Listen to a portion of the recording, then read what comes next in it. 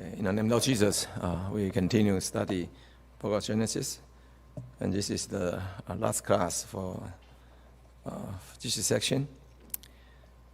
Hopefully, you can continue to read Bible after you go home. So what we have learned here is something from the instructor to share with you. The most important thing is after we have learned something, then we bring it back and then apply it into our life, especially establish the life of prayer and cultivation. So as long as we keep going, really every day you read Bible and you pray, Holy Spirit will guide. So when you read a story, not just try to know the knowledge, but eventually you have to know why I have to read this passage. What is the purpose? What are you going to learn? And what does God talk to me? This class we learned basically the journey of Abraham and how God trained him to grow. Eventually his faith up to the highest point. And then after finish the test, he passed.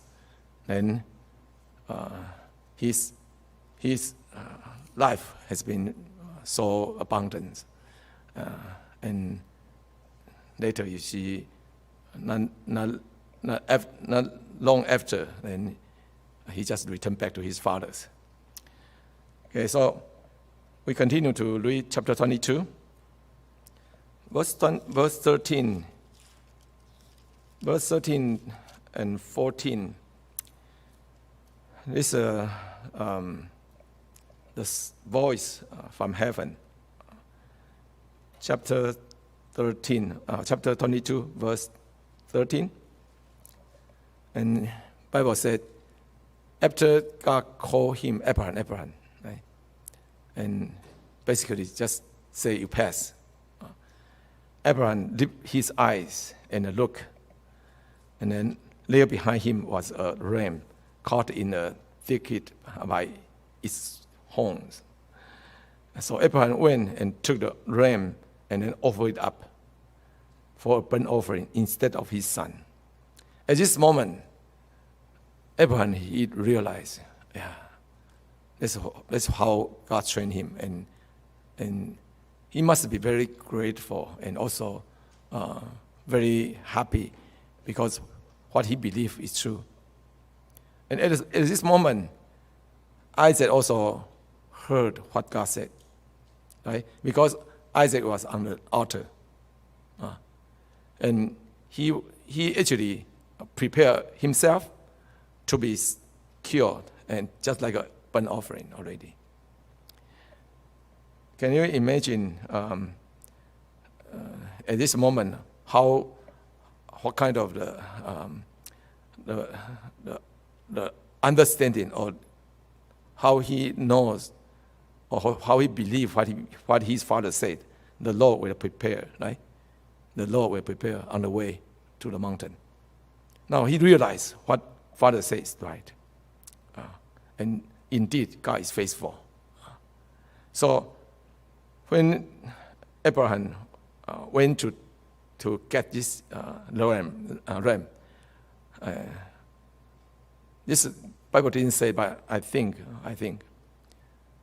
Abraham must untie the boy Isaac first, let him out of the altar, and then together to get this ram, and they have to kill this ram, right? And then offer it on the altar. So this is the whole process, how father and son, their faith both grow together. Let's call the two generations. They can experience God's provision, and they obey God. They trust, and then they witness God is indeed faithful. And later, Isaac will also heard the promise of God in person, So before God promised Abraham, but now this promise, this covenant will be delivered to the next generation. Okay. Okay, so we continue to see God promised Abraham again the second time. And Isaac, he was there to witness the whole thing, because he is one of the main role, because he involved this test. Okay, so Isaac witnessed how his father chose to obey the Lord's commandment rather than withhold his only beloved son, and also how God provided the lamb instead of himself. Of course, from the perspective of Hebrew, Abraham already had faith. So he believed, even though Isaac was killed and then offered, God still can bring him back, right? So God has this power to resurrect the dead. But God didn't have to do that far, because faith means Abraham already see and then he believed. Before things happen, he already know this is the result. This is called faith. So this is the first time to Isaac. This is the first time he witnessed how God promised him. And previous, God already promised to Abraham.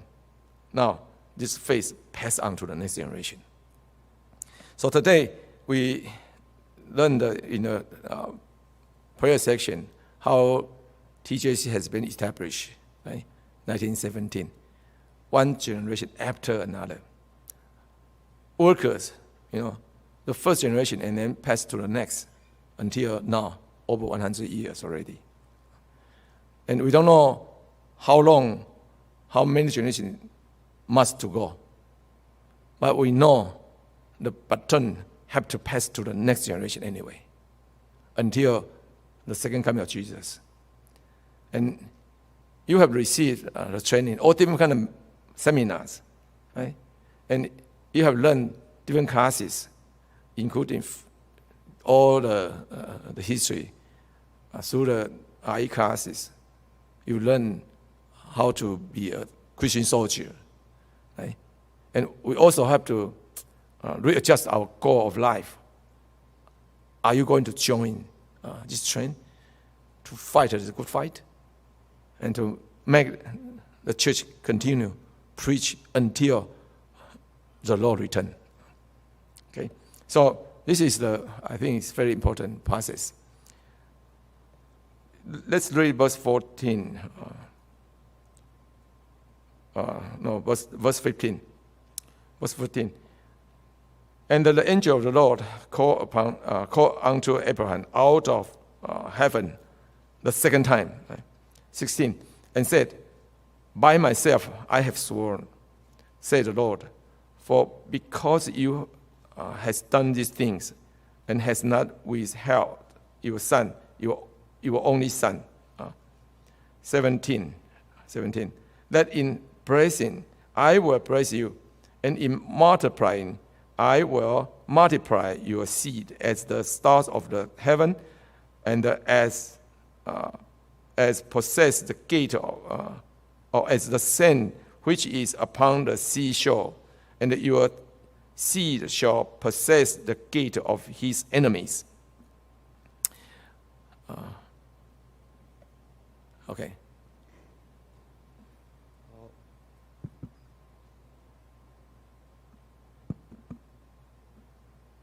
Why did God say that he called Isaac his only son, even though Ishmael is his son too? See, that's why in God's eyes, Abraham has only one son. Because this son is out of promise, right? Ishmael is not God's will, out of human flesh, human desire. It's different. Okay. Okay. Now, This is the content of what God said. God, second time, revealed himself to Abraham and to Isaac. Reason is because you have obeyed my voice. Because you have obeyed my voice. And God promised. Promise and blessing never change. Right? By myself, I have sworn, says the Lord. Means God swear under his own name. Means this is forever, never change. Because no one greater than God himself. Okay. So, blessing, I will bless you. Multiplying, I will multiply your descendants. And your descendants shall possess the gate of their enemies. Means victory. Right? Victory always. And your seed, all the nations of the earth shall be blessed. So in your seed is the singular, one seed. All the nations of the earth shall be blessed. So this blessing, this promise already point to Jesus Christ, the future. And eventually, all the nations of the earth will be blessed and can be saved through him, through this seed. So this is the reassurance of the promise and the covenant. And this is I think, the most important key of this chapter here. Okay. So, if we read let's read verse 19. Verse 19. Okay. Can someone read? Brother Matthew, please read. 19.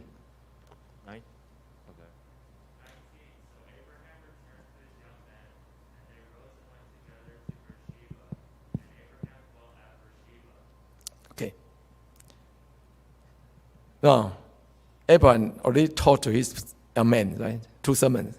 Waiting there, we will return. Indeed. What he says, true. Because he already believed God will do something for him. So, from beginning, he already believed, even I offer Isaac on the altar, he died, being burned. But God still can bring him back. So, 2 of them will return to this young man. Right? So it's just like from death and resurrect. This is a process. At this moment, Isaac himself, he didn't really die. But from Abraham's mind, he died already. God made him alive. Because God already prepared a lamb to become sacrificed, to offer. So Isaac didn't need to go through this death. But now he returned already. Okay? So this is the very beautiful ending. And then we see how if a person have really faith, trust God in everything.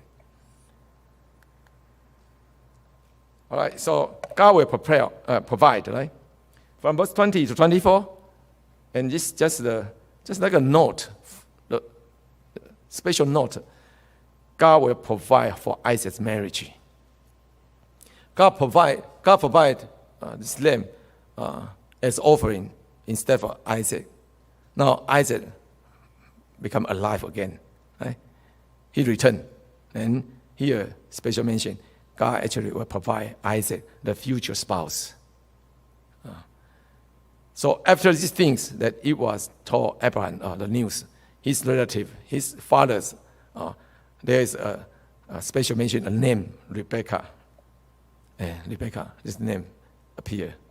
And this will be Isaac, the future spouse. And of course, at this moment, Abraham, he doesn't know. Right? But somebody just told him,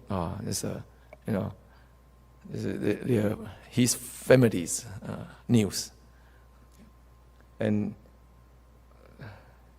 this continue, and then let's come to the next chapter. This is the, I think it's very important lesson we can learn. God will provide not only for our physical need, not only our future, of course, including our marriage too. So, as young person, you are single. Most of you are very, very naive, and some maybe got some kind of a concept to be anxious about your marriage, but in reality, you don't have to go through that anxiety. Trust God, and God will provide, including your marriage. So, be patient, and then also be vigilant, be watchful to keep yourself holy. The most important thing is you do need to keep yourself holy. Otherwise, if God provides, you cannot take it.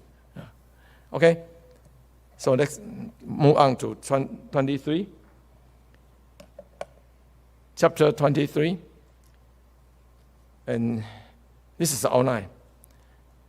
In the beginning, said Sarah was 127 years old. And there was the years of the life of Sarah. Abraham then mourned for his wife.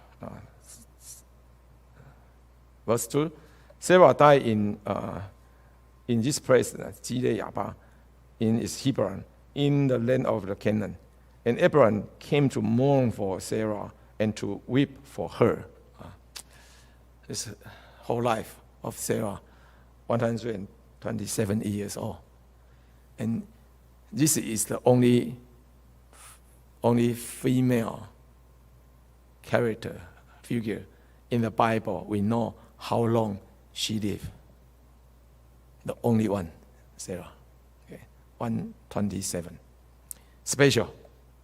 And there's reason behind why she was so special. Okay. And then Abraham requested Ephraim's burial place in order to bury Sarah. Okay. And Abraham possessed the field of this called in Chinese is called 麦比拉 Macpela, 麦比拉洞. Okay, so this is outline for your reference. Hope you have read this before. Let's move on. Abraham didn't have any possession to bury his dead. So basically, he has been in the land of Canaan for how many years now? If Sarah is 127, means Abraham is 137. And at the age of 75, Abraham already moved to Canaan, right? So how many years already? 137 minus 75. How many years? Brother? 137 minus 75. Answer is?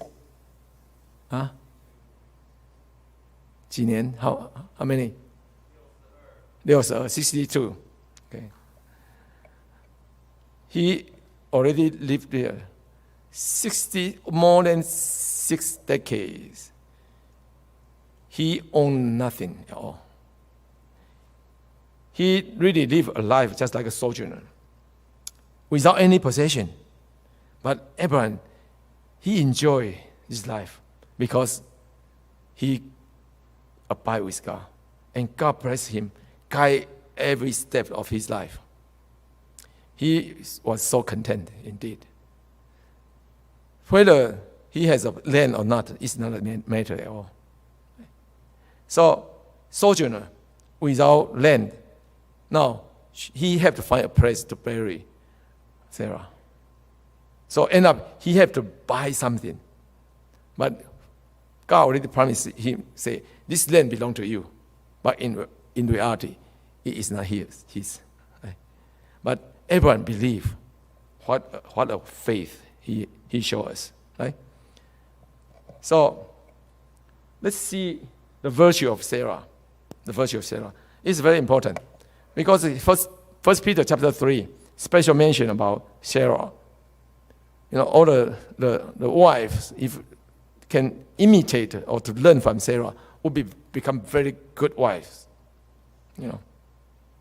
This is called a virtue. We know her background, right? Chapter 20, verse 12 already say, she and Abraham, they are half sister, right? Brother, same father, but different mother. And then she was very obedient. Not even sound any comment, even though she was in danger and consider how come the husband is so savage. But she showed no complaint at all. Just follow whatever Abraham said, and then she just did it. Right? And every time, God always protect her. No one can touch her. Right? No one. Every time, if something happened, it's going to happen, then God already intervened. That is the example. If we really trust God, God will work for us. We don't have to worry. Right? In this moment, the stronger faith will bring peace and no complaint or no anger. If you consider your husband did the same thing to you, what is your reaction? Right? Can you imagine? Can you hold your peace inside and not sound any word? It's very hard, indeed. How many can really repeat this kind of virtue? And also, she has faith, right? She has faith. Chapter 21 say she gave birth of the child at the age of 90. 90. An old lady gave birth of a baby. That's a miracle. She must have faith. And then she received. And her faith, if we flip back to Hebrew chapter 11, it mentioned about the faith of Sarah. Let's turn to chapter 11. Verse 11 to 13. Hebrews 11.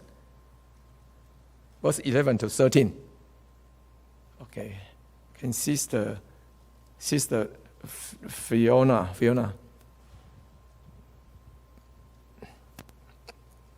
In the back.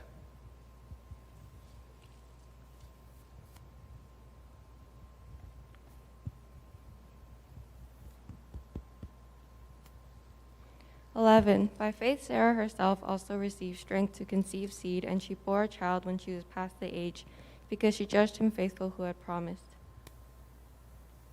To 13. 12. Therefore one man, and him as good as dead, were born as many as the stars of the sky in multitude, innumerable as the sand which is by the seashore. 13. These all died in faith, not having received the promises, but having seen them afar off, were assured of them, embraced them, and confessed that they were strangers and pilgrims of the earth. Thank you. By faith. By faith, Sarah herself received strength to conceive seed. And was delivered of a child when she was past age, because she judged him faithful who had promised. It's by faith. She did it, and she just received God's promise without doubt, without fear. Sometimes when God promises us something, then we consider our own condition, and we become anxious because we fear. How about what if? What if?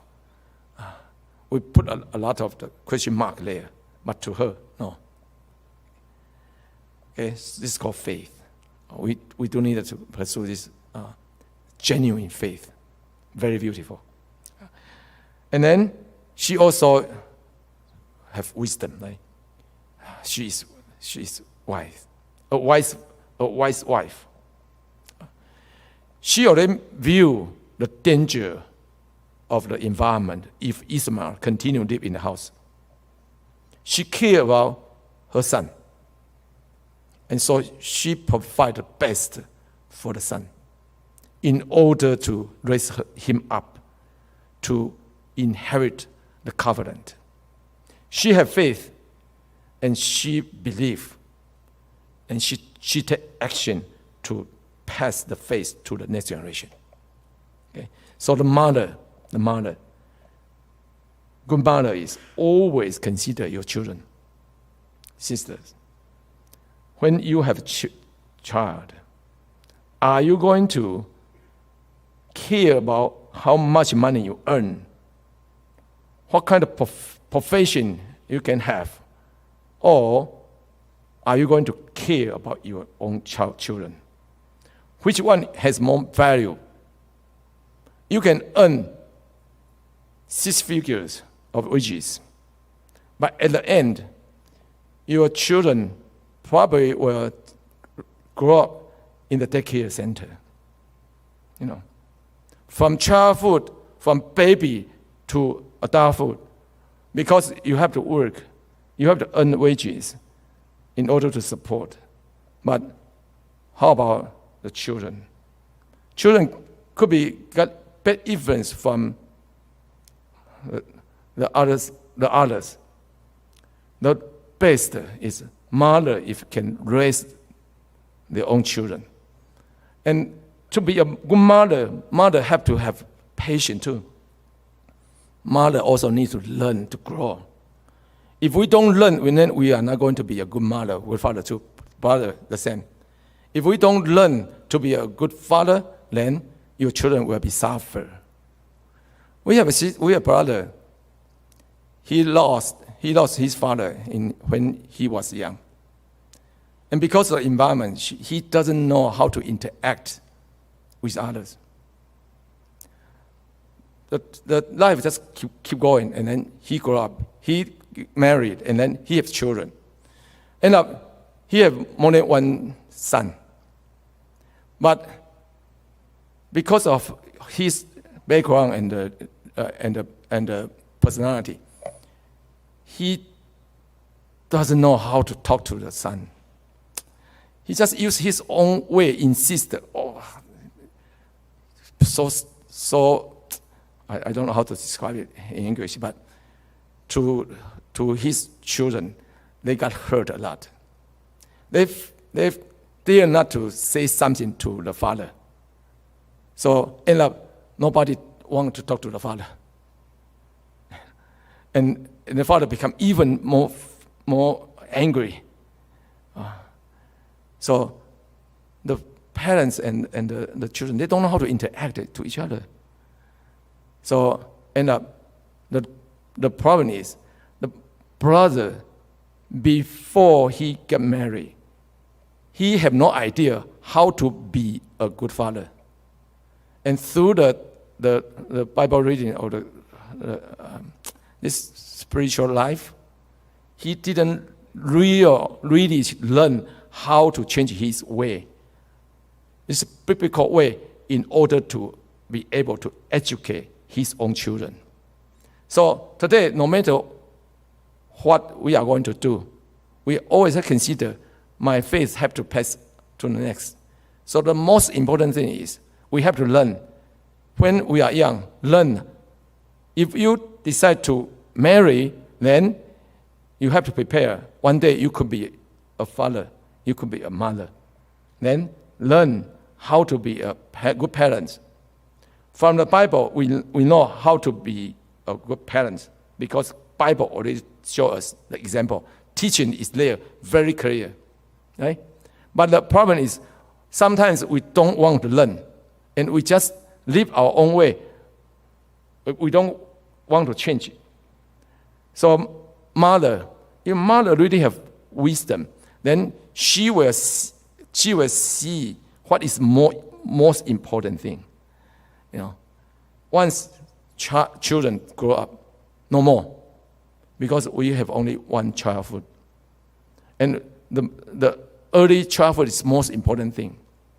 All of the value system, all the view of life, all of the relationship must be built first, set the foundation in this age. So become a good mother. This related to our future generation. Become a good father. So our church member, they will not have this kind of family issue. If we want to send the light to the world, but end up our church families full of the problem, all different kind of parenting problem, marriage problem, how are you going to testify, say, I have this complete gospel, I'm so content, the church is so good? No, we do not have the base, the ground to proclaim to the whole world, right? Even some our own member, they just doubt and cannot believe, because in our own family we cannot experience the sweetness of faith. We have to fix it. We have to mend this breach. Okay, so you are the hope. In the future, you could be a good father, good mother. Consider, learn from Sarah. What a wise woman, wise wife. Okay? She provided the best for her own child. And indeed, Isaac is so good. So good. And she is very diligent. Right? Diligent.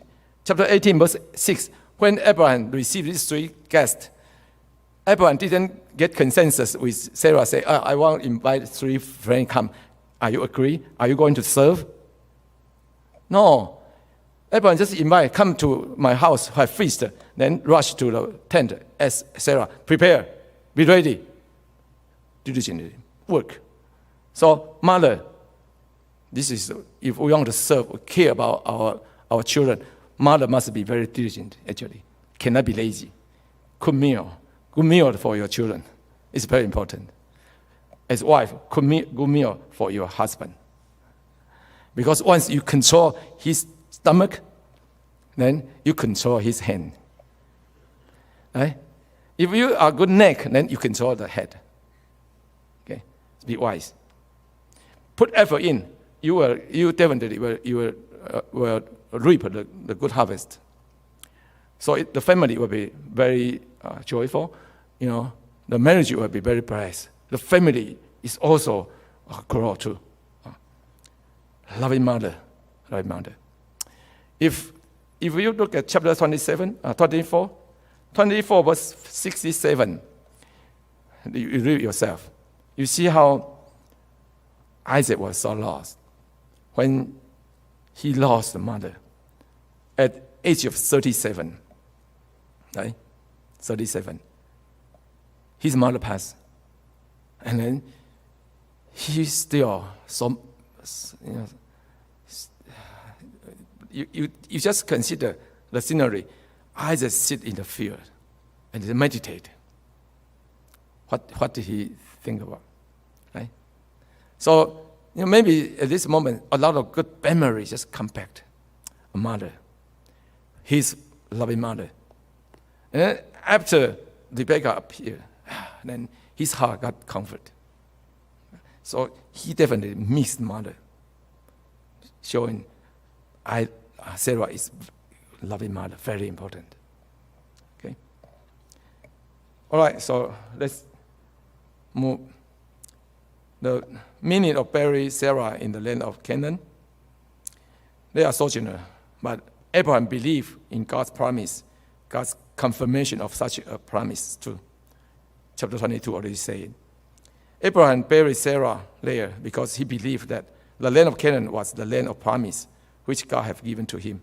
So he buried Sarah in the land of Canaan instead of bringing her back to where? Haran, right? To his father's house. No. Here is the promised land. So he decided to bury Sarah here. So today, some members, they consider, if I pass away, then I have to, I want me to bury in certain place. No. No matter where we lay down our body, it's not a matter, because we are just sojourner. the most important thing, we must sure we have inheritance in heaven. Okay? All right, let's move on. A place buried the first 3 generations of Israel. The process how Abraham bought the land, this burial site. You do it yourself. And Sarah is the first to be buried there, and then Abraham. Later, Isaac, and Rebekah, Jacob, and then Leah. These 3 generations, couples, all buried on the same place. And this become their place. History is here. Whole life. And then, so, but sister, even though right now you are still young, consider one day if you just return to the dust, what is your gravestone will describe you, who you are. Consider we have an end, and we don't know how Bible describe. We know, but some doesn't have this description. But you consider yourself. But this is the place for their family and in the land of promise. We need to go to this first. This God trained Abraham's faith.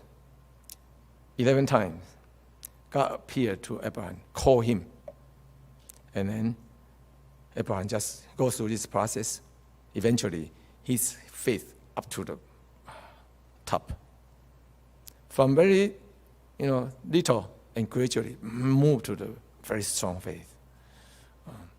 And God trained, and God appeared to Abraham the most time.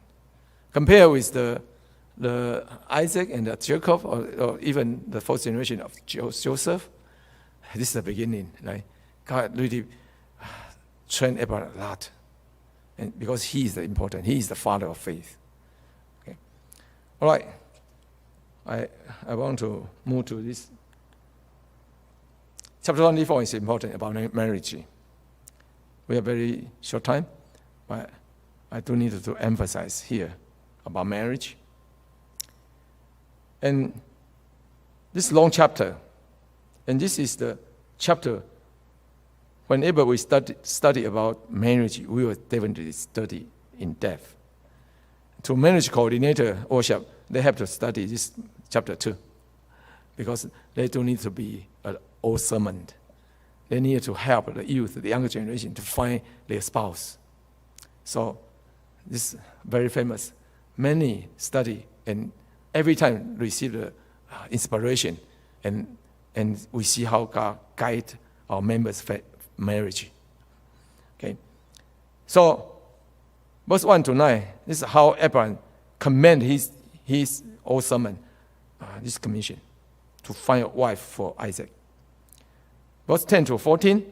This prayer of this sermon, old sermon. He knows how to perform, how to get the job done by relying on God, not by his own idea. And then, verse 15 to 28, this guidance of the Lord.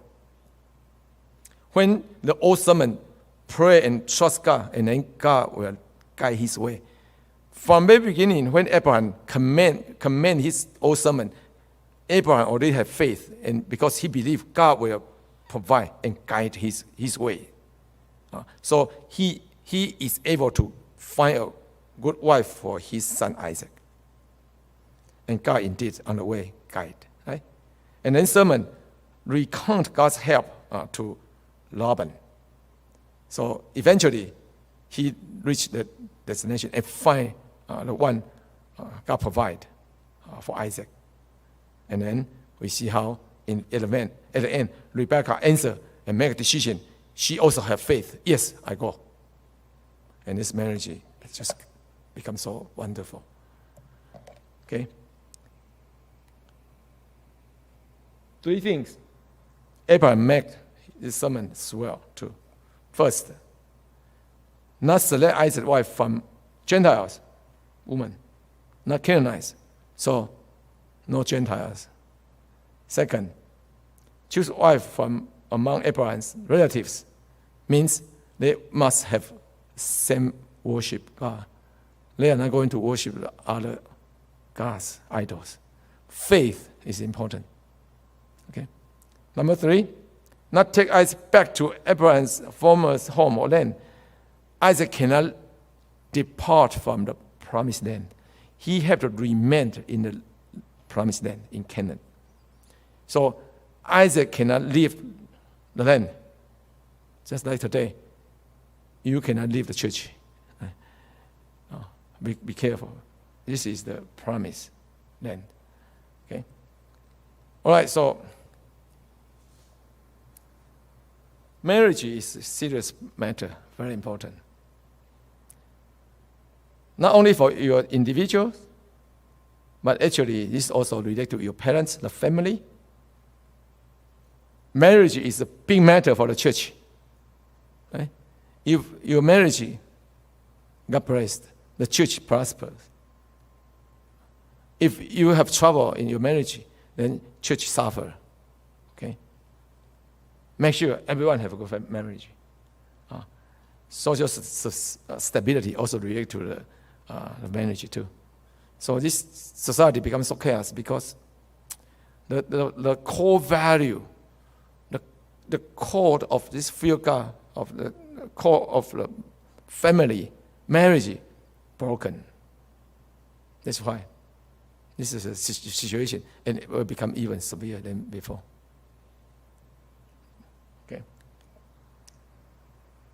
Okay, let's skip this because we do not have time.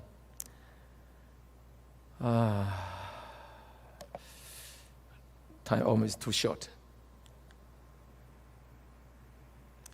Okay, parents need to consent children's marriage.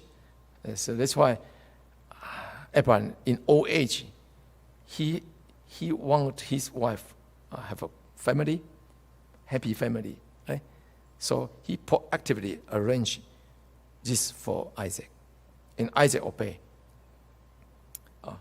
And so this is something for the marriage coordinator. Okay, let's go to the this.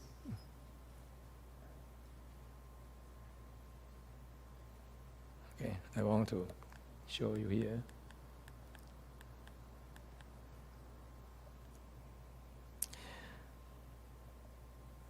You have a homework, right? Have you finished the homework? The 5 criteria you select for your future spouse? Have you? What is your answer? What is your answer? You select because of faith, good faith, solid belief, TJC, zeal, love God, love man. Or you care about appearance, okay? And do you consider the family, the background, where they come from? Or you really care about the occupation, the profession, what kind of background, what kind of job they are doing, how much they earn, right? Do you really care that? Or is this your criteria? How about health, physical or mental health? Some may have a very smart, intelligent, but very low EQ. Very low EQ. Don't know how to talk to others. Have no idea how to resolve problem. Or lack of the interpersonal skill. They don't know how to communicate, to express his own anxiety or his joy. So we have to learn actually, health, not only physical. So brother, don't just train your body, train your mental as well. Be mature enough. How to manage our emotion is very important. You must be emotional steady, and you can be independent. When are you going to consider marriage?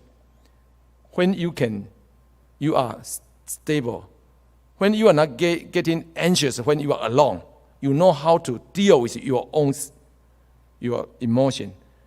You will not feel, I'm so lonely, I need someone to just accompany me. I cannot get along. It's very dangerous. If it's not, means you are not stable yet. Yeah. You always need someone. Means if someone outsider, let's come to say sweet words to you, and then you are get deceived. People will just easily just get you out. Right? So independently, mentally too, you have to be mature enough in your emotion. Okay, how about education? It's quite a question. Degree. Are you looking for at least certain degree and then it's become qualified and you consider marriage? Or do we consider personality?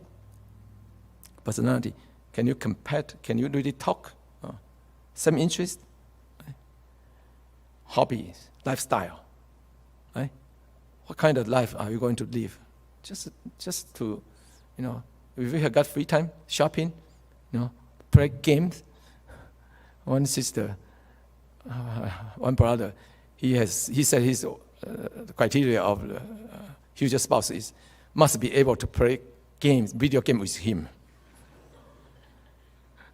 And then another criteria say, she must be able to play basketball with me, because he liked to play basketball, and then he wish his wife can play video game with him together and play basketball. What kind of criteria? I'm so under. Anyway, everybody different, but what's yours? Okay. I have to use the time to go through this very important reminder.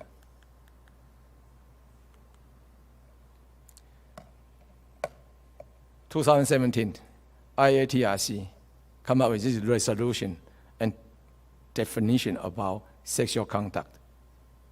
Carefully, this is the very important guidance, and we must be aware of it. You cannot skip it. In the future, if we want to really consider blessed marriage, we want to have matrimony ceremony in the chapel. This is the principle we have to hold on. If you dream you can be blessed in front of God, in front of the brethren, in the chapel, have a very beautiful wedding, this is the principle you do need to hold on it until the wedding day. Don't compromise. Sister, don't compromise. Okay? Brother is more kind of like an animal. But sister, you have to insist. If you say no, nobody can do something. Unless you compromise. So sisters, sometimes keys in your hand. If you say no, that means seriously, don't touch. Okay? But sometimes, sister, you compromise too. So that's why bad things happen. Brother, if someone say no, you stop. Otherwise, you cross the line easily. Okay? So, in accordance with the Bible, the church should actively educate believers to walk in the Word of God and to keep ourselves holy. Number two, the church should actively educate the believer that sexual conduct is strictly to be reserved between husband and wife. C, should any case arise, especially counseling and dealing with the matter carefully with the vigilant heart are required. If something happens, find someone to be counseled. Find some counselor to help you to dissolve the problem. Don't just deal with your problem yourself, because you may make a big mistake. This is a matter of whole life long. This is not a joke, okay? So all the verses here, Matthew chapter 5, Proverbs chapter 4, 1 Thessalonians chapter 4. These verses, you can read yourself. And this is all related to holiness. And we do need to make our youth knows. First Corinthians chapter 6, 18 to 20. Let's read together. Here. 1, 2, 3.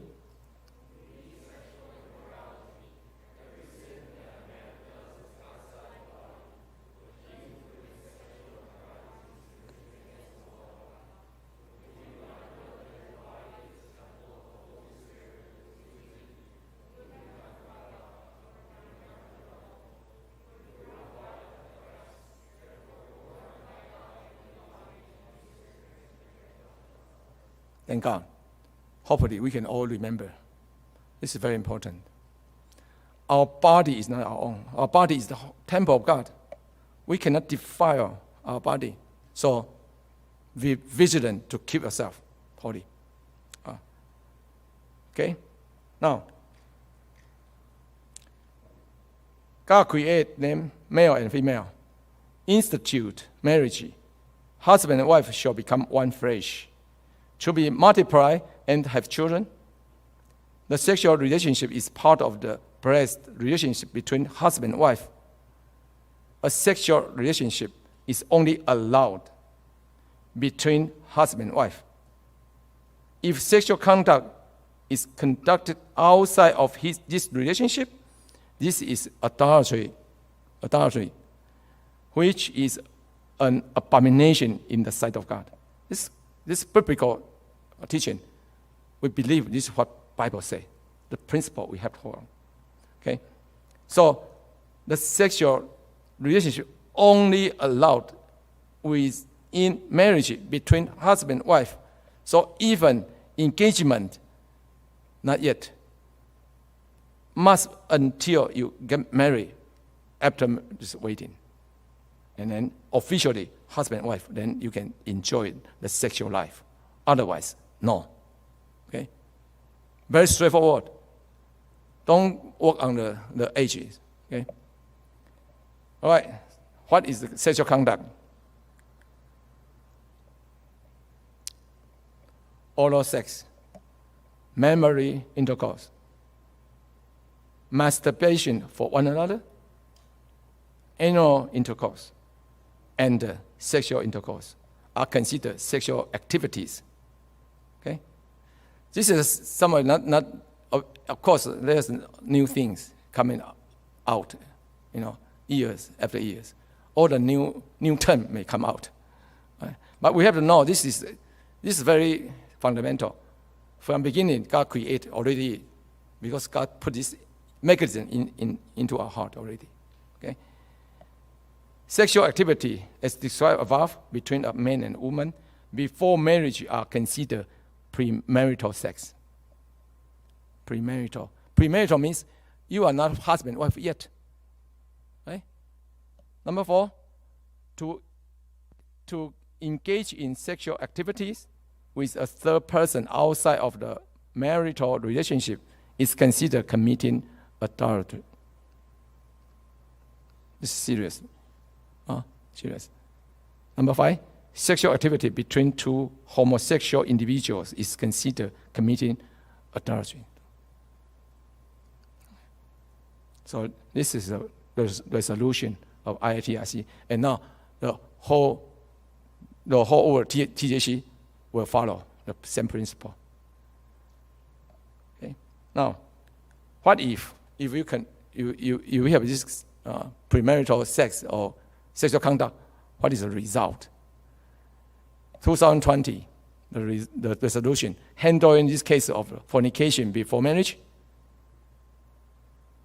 Number 2, it is inappropriate for the church to solemnize the marriage of a fornicated couple and give the benedictions. Okay. Yet the church may hold a family service for them. Okay. So, in order to be praised in front of God and church, we do need to keep it. So hopefully you can be reminded, and after you return home, this is a principle for your future marriage. all the youth can be blessed from your joyful family future in the Lord. Okay, sorry for taking some time, but I hope this you can really keep it in your heart. Let's pray in silence. Amen.